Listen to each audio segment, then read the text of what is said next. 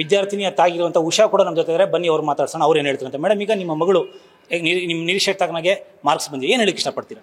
ತುಂಬ ಸಂತೋಷ ಆಗುತ್ತೆ, ಜೊತೆಗೆ ಹೆಮ್ಮೆ ಕೂಡ ಅನಿಸುತ್ತೆ ಸರ್. ಇಂಥ ಮಗಳನ್ನು ಹೆತ್ತಿದ್ದಕ್ಕೆ ಸಾರ್ಥಕ ಅಂತ ಅನಿಸ್ತಾ ಇದೆ. ಚಿಕ್ಕ ವಯಸ್ಸಿಂದಲೂ ಅವಳು ಟಾಪ್ ಪ್ಲೇಸ್ ಯಾವತ್ತೂ ಬಿಟ್ಕೊಟ್ಟಿಲ್ಲ ಸರ್.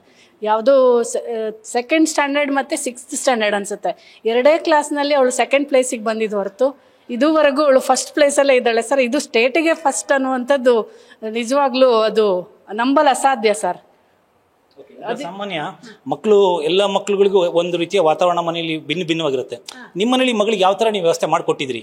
ನಾವು ಅವಳಿಗೆ ಆ್ಯಕ್ಚುಲಿ ನಾವು ಮೇಲ್ಗಡೆ ಒಂದು ಸಿಂಗಲ್ ಬೆಡ್ರೂಮ್ ಹೌಸ್ ಇದೆ ಸರ್. ಒಂದು 3 ವರ್ಷ ಅದನ್ನು ಬಾಡಿಗೆ ಕೊಟ್ಟಿದ್ವಿ. ಇವಳು 10th ಸ್ಟ್ಯಾಂಡರ್ಡ್ ಬರಬೇಕಾದ್ರೆ ಅವರನ್ನು ಬಿಡಿಸ್ಬಿಟ್ಟು ಇವಳಿಗೆ ಫುಲ್ ಮನೆನ ಬಿಟ್ಕೊಟ್ವಿ ಸರ್. ಅವಳಿಗೆ ಏನು ಮೆಟೀರಿಯಲ್ ಬೇಕೋ ಎಲ್ಲ ಇಮಿಡಿಯೇಟಾಗಿ ತಂದು ಕೊಡ್ತಾ ಇದ್ವಿ ಸರ್. ಓಕೆ, ಕಾಲೇಜಿನ ಪರಿಸ್ಥಿತಿ ಹೇಗಿತ್ತು? ನಿಮಗೆ ಅಲ್ಲಿಂದ ಸಿಕ್ಕಂಥ ಸಪೋರ್ಟ್ ಹೇಗಿತ್ತು? ಮತ್ತು ಅವಳಿಗೆ ಅವಳು ಫ್ರೆಂಡ್ ಸರ್ಕಲಲ್ಲಿ ಮತ್ತು ಹೊರಗಡೆ ಏನಾದ್ರು ಎಕ್ಸ್ಟ್ರಾ ಅವಳಿಗೆ ಟ್ಯೂಷನ್ ಕಳಿಸಿದ್ರಾ ನೀವು? ನಾವು ಆ ಥರದ್ದೇನು ಕಳಿಸಿಲ್ಲ ಸರ್. ಕಾಲೇಜ್ ಮ್ಯಾನೇಜ್ಮೆಂಟ್ ಆಗ್ಬೋದು, ಪ್ರಿನ್ಸಿಪಲ್ ಆಗ್ಬೋದು, ಸ್ಟಾಫ್ ಆಗ್ಬೋದು, ಪ್ರತಿಯೊಬ್ಬರು ಕೂಡ ಒಳ್ಳೆ ರೀತಿಯಲ್ಲಿ ಸಹಕಾರ ಕೊಟ್ಟಿದ್ದಾರೆ. ಇವಳಿಗೆ ಪ್ರತಿ ಹಂತದಲ್ಲೂ ಬೆನ್ನು ತಟ್ಟಿ ಬೆಂಬಲಿಸಿದ್ದಾರೆ ಸರ್.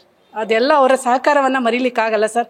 ಜೊತೆಗೆ ಇವಳು 10th ವರೆಗೂ ICSEಯನ್ನು ಓದಿದ್ಲು, ಸಹ್ಯಾದ್ರಿ ICSE ಸ್ಕೂಲ್ ಅಂತ ತೀರ್ಥಹಳ್ಳಿಯಲ್ಲಿ. ಆ ಒಂದು ಫೌಂಡೇಶನ್ ಕೂಡ ಇವಳಿಗೆ ಈ ಒಂದು ಸಾಧನೆ ಮಾಡಲಿಕ್ಕೆ ಸಹಕಾರಿ ಆಯಿತು ಅಂತ ಅನಿಸುತ್ತೆ ಸರ್. ಆ ICSE ಓದಿರುವಂಥದ್ದು, ಆ ಸಿಲೆಬಸ್ ಓದಿರುವಂಥದ್ದು ಸರ್.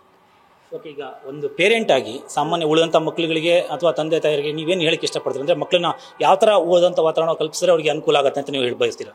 ಸರ್, ಚಿಕ್ಕ ವಯಸ್ಸಿಂದ ಅವರಿಗೆ ಸಪೋರ್ಟಿವ್ ಆಗಿರ್ಬೇಕು ಸರ್. ಮತ್ತು ಅವ್ರ ಜೊತೆ ಸ್ವಲ್ಪನಾದರೂ ಸಮಯ ಕಳಿಬೇಕು ಸರ್. ಅಟ್ಲೀಸ್ಟು ದಿನದಲ್ಲಿ 1 ಗಂಟೆ ಸಮಯ ಆದರೂ ಅವ್ರ ಜೊತೆಯಲ್ಲಿ ಕೂತ್ಕೊಂಡು ಕ್ಲಾಸ್ನಲ್ಲಿ ಏನೇನು ನಡೆಯುತ್ತೆ, ಏನೇನಾಯಿತು, ಅಥವಾ ನೀನು ಸಮಸ್ಯೆಗಳು ಏನಿದೆ ಅನ್ನೋದನ್ನು ಅವ್ರ ಜೊತೆ ಮುಕ್ತವಾಗಿ ನಾವು ಫ್ರೆಂಡ್ಸ್ ಥರ ಅವ್ರನ್ನ ಚಿಕ್ಕ ವಯಸ್ಸಿನಲ್ಲೇ ಅವ್ರ ಜೊತೆಗಿದ್ದರೆ ಖಂಡಿತ ಸಾಧ್ಯ ಸರ್. ಈ ಒಂದು ಸಾಧನೆ ಮಾಡಲಿಕ್ಕೆ ಆಗುತ್ತೆ ಸರ್.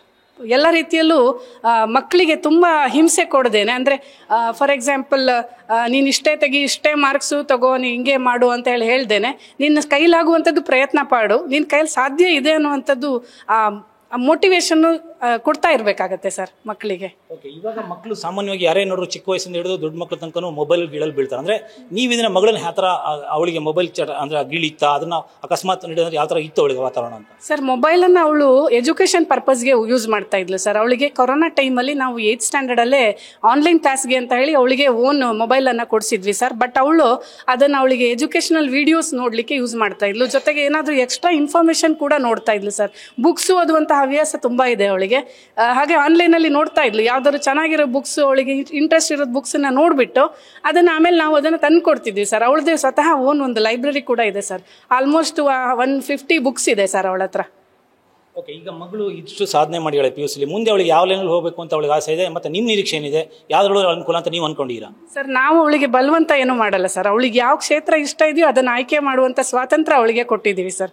ಅವಳು ಎಂಜಿನಿಯರಿಂಗ್ ಮಾಡ್ತೀನಿ ಅಂತ ಇದ್ದಾಳೆ. ಸೊ ನಾವು ಅದಕ್ಕೆ ಖುಷಿಯಿಂದ ಒಪ್ಕೊಂಡಿದ್ದೀವಿ ಸರ್. ನಾವೇನು ಅವಳಿಗೆ ಫೋರ್ಸ್ ಮಾಡ್ತಾ ಇಲ್ಲ.